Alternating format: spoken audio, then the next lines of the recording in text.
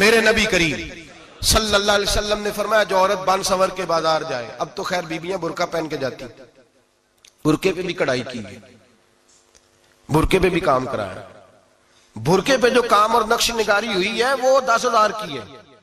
बुरका पर्दे के लिए पहना था, दिखाने के लिए। ये कैसा बुरका है कि उसने बुरका भी पहना हुआ है और बुरका भी उसने फैशन वाला पहन लिया है। ये किस तरह का? इस तो पर्दे को पर्दे की जरूरत पड़ गई।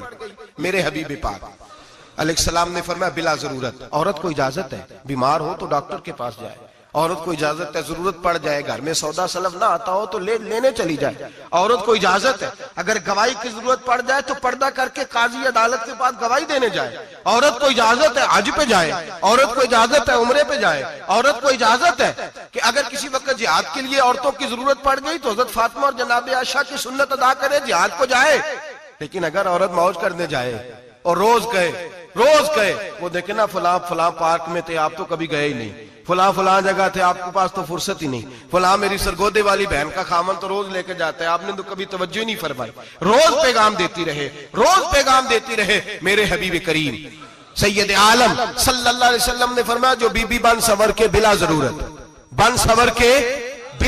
बाजार जाए, नबी पाक अलैहिस्सलाम ने फरमाया एक कदम वो उठाएगी तो उस पर अल्लाह की लानत बरसेगी, फरिश्तों की लानत बरसेगी, जमीन वाले लानत बरसाएंगे, आसमान वाले लानत बरसाएंगे। और मेरे हबीब बोले तो फरमाया जब अल्लाह की लानत बरसेगी तो मैं भी उस बीबी पे लानत ही करूंगा जो बीबी बन सवर के जाए। और आगे सुन ले, मेरे हबीब ने फरमाया अगर उसका खामद राजी हो उसके बन सवर के बाजार जाने पे, आप नाराज हो जाएं, अल्लाह करे इस बात पे हो ही जाए और अल्लाह करे बदल जाए निजाम, जो खामद खुद मेकअप करा के तैयार करा के पार्टी में लेकर के जाए, जो सामने वाली फ्रंट सीट पे खुद बगैर नकाब के उसको बिठाए, जो मोटरसाइकिल की पुश्त पे खुद तैयार करा के बिठाए और जो खुद कहे तू चली जाना, जा तू शादी भी तू देखा, फला काम भी तू करा, मैं आजाद हूं। मेरे हबीब ने फरमाया जिसकी बीवी बन सवर के जाए, जिसकी बीवी मेकअप करके जाए, चेलम पे भी ब्यूटी पार्लर से होके जाती है, जिसकी बीवी बन सवर के निकले वो राजी हो, वो खुश हो। बाद ऐसे मना करते हैं, नाराज होते हैं, वो गुनाह सिर्फ औरत के जिम्मे है।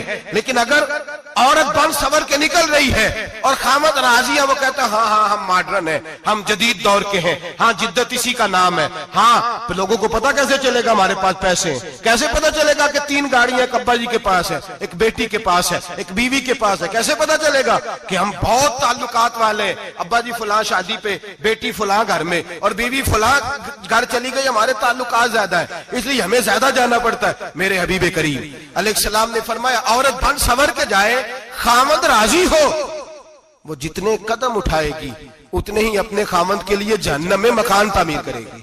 फरमाया उसके खामद के लिए उतने मकान दोज़ख में तैयार हो गए, वो जलाया जाएगा, वो तपाया जाएगा, वो जहन्नम की आग का ईंधन बनेगा। और मैंने शायद आपको दर्जनों बार हदीस सुनाई हो, मेरे करीम रसूल ने फरमाया बीबी एक होगी पर 4 आदमियों को जहन्नम में लेके जाएगी। या रसूलल्लाह किसको?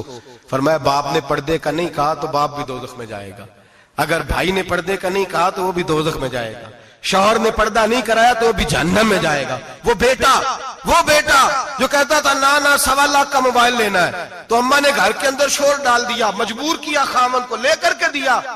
उस बेटे से पूछा जाएगा तू सारी जिद्दें अम्मा से मनवाता था, ये तूने क्यों नहीं कहा पर्दा कर ले? और अब तो बीबी जरा 40 साल की होती है तो कहती है मेरी खैर है, मैं बूढ़ी हो गई हूँ, मेरी खैर है, रोटियां सारी खाती हूँ, बाकी सारे कामों में जवानों की तरह हूं, पर्दा नहीं मैंने करना, मेरी खैर है, फलाना तो मेरे बेटे की तरह। जुल्म की हद है, जुल्म की हद। कजन एक दूसरे से हाथ मिलाते, कजन, वो किस मुसीबत का नाम है? कहते ये भाई है, ओ भाई ये भाई होता तो इससे निकाह नाजायज होता, अब चूंकि अल्लाह ने इसके साथ निकाह को हराम रखा है तो ये तुम्हारा भाई हो सकता? मेरे रसूल करीम सल्लल्लाहु अलैहि वसल्लम ने फरमाया सुवर निजसुलैन है, कुत्ता बिल्कुल नापाक नहीं होता, कुत्ता भीग जाए तो बादों का नापाक होता है, या कुत्ते के मुंह से थूक निकले तो नापाक होती है। सुवर निजसुलैन है, पूरा नापाक, खुश्क भी हो तो नापाक है। मेरे हबीब पाक अलैहिस्सलातु वस्सलाम ने फरमाया एक सुवर हो वो पहले ही नापाक, और दूसरा फिर वो सुवर गंद में लिपटा हुआ हो, गलाजत उस सुवर को लगी हुई हो। फरमाया एक तो सुवर जो निजसुलैन है और फिर वो गंद में लिपट जाए, गलाजत में भर जाए, उसके पूरे वजूद को गंदगी लग जाए, फरमाया वो सुवर गंदगी और गलाजत में लिपटा हुआ तेरे जिस्म से लग जाए तो इतना बुरा नहीं, जितना गैर महरम औरत का वजूद तेरे वजूद से लग जाए तो बुरा है। किस कदर तफसील दी, कहां से बात शुरू की और कहां मेरे नबी ने सिखाई। कजन हाथ मिला रही है, कजन के साथ बाजार जाया जा रहा है, कजन के साथ फला काम हो रहा है, कजन को चचा का बेटा भाई होता है, अगर ये सगा भाई होता तो इसके साथ निकाह नाजायज होता। खुदारा आ जाओ, लौट आओ, वापस पलटो दीन की तरफ, लौटो, इस तबाही से निकलो। ये जो आग है, ये जो बेसुकूनी है, ये जो तमाशा है, ये लाखों कमाने के बावजूद जो बेबरकती है, ये बड़ी बड़ी फौजों के बावजूद जो रोज मय्यतें उठती हैं, ये जो रोज जनाजे पड़े जाते हैं, ये जो रोज बेटियां बेवा होती हैं, ये जो रोज माओ के सुहाग लुटते हैं, ये हमारी नाफरमानियां हैं। हम दीन के मामले में हम लोगों ने नरमी शुरू कर दी है, हम अल्लाह और उसके रसूल से बगावत करने लगे हैं। मेरे हबीब करीम सैयद आलम नूर मुजस्सम शफी मुअज़्ज़म सल्लल्लाहु अलैहि वसल्लम ने फरमाया जिना सिर्फ शर्मगाह का नहीं होता, हुजूर ने फरमाया आंखें भी जानी होती हैं, कान भी जानी होते हैं, जुबान भी जानी होती है। बुखारी मुस्लिम दोनों में मौजूद है। सहाबा ने अर्ज की हुजूर जुबान कैसे जानी होती है? फरमाया जो नमाज के बावजूद गंद बोलता है, गलीज गुफ्तगू करता है, वो जुबान का जानी है। और फरमाया जो रोज गंद देखता है, वो जितनी मर्जी तजते पड़े, वो आंख का जानी है। और जो गंदी बातों में लज्जत महसूस करके सुनता है, वो जितना मर्जी रोज उठ के मस्जिद में झाड़ू दे, वो कानों का जानी है। मेरे नबी ने फरमाया आंख का जिना भी छोड़ दो, कान का जिना भी, बोलिए कान का जिना भी, जुबान का जिना भी।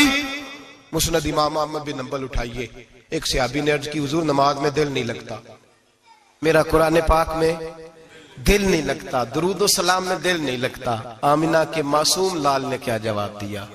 हुजूर ने फरमाया जा अपनी नजर जाके पाक कर ले, अल्लाह के नबी का वादा है तेरा सजदे में दिल लगने लग जाएगा। जा अपनी आंख को तहारत दे, वुजू करा, नजरों को पाक कर, अल्लाह के रसूल का वादा है तेरा कुरान पाक में दिल लगेगा।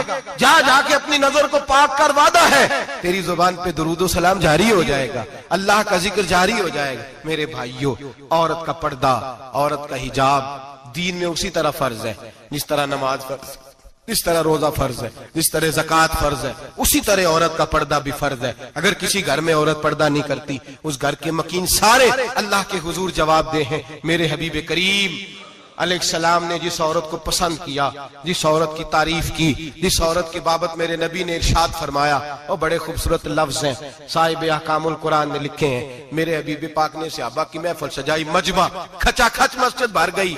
हुजूर ने फरमाया बोल के बताओ खैरुन निसा कौन सी है, औरतों में सबसे अच्छी बीबी कौन सी है, बोल करके बताओ। हजरत सिद्दीक अकबर से लेकर मौला अली तक, हजरत अली से लेकर जनाब बिलाल तक, हजरत सलमान फारसी से लेकर अब्दुल्ला मुजनी तक भरा पड़ा है मजमा। हुजूर ने फरमाया बोलो सबसे अच्छी औरत, सबसे अच्छी औरत कौन होती है? एक सहाबी कहने लगे हुजूर जिसकी नमाज कज़ा न हुई हो। फरमाया वो भी अच्छी है पर तुम मेरी मुराद को नहीं पहुंचे। एक ने कहा हुजूर जो खामद की ताबेदार हो। फरमाया वो भी अच्छी है पर तुम मेरी मुराद को नहीं पहुंचे। एक सहाबी ने कहा या रसूल अल्लाह जो पाक दामन हो। हुजूर ने फरमाया तुम मेरी मुराद को। हजरत अली फरमाते हैं जब सबके जवाब गलत हो गए तो मैं, कद मेरा छोटा था, मैं पीछे बैठा था, मैं गर्दन झुका के पीछे से निकल गया। सैयदा तैयबा ताहिरा हजरत फातिमा ज़हरा रदी अल्लाह ताला फरमाते हैं बीबी साहब के पास पहुंचा। मैंने कहा फातिमा हुजूर ने सवाल किया है। तो हजरत फातिमा भी गोया मुस्कुरा के कहने लगी इल्म के शहर के दरवाजे तो आप ही हैं, तो आप यहाँ आ गए। कहा हुजूर ने सवाल किया है और मुझसे लेकर अबू बकर, उमर, उस्मान गनी तमाम को किसी को जवाब नहीं आया। हुजूर ने पूछा बेहतरीन औरत कौन होती है? बेहतरीन खैरुन निसा, बेहतरीन बीबी कौन होती है? तो हजरत सैयदा फातिमा कहने लगी अली बड़ी सादी सी बात थी, सादी सी बात थी, समझ नहीं आई। का फातिमा बतला दो इतनी सादी है। तो हजरत फातिमा कहने लगी सबसे बेहतरीन औरत वो होती है न कभी गैर महरम ने वो बीबी देखी हो।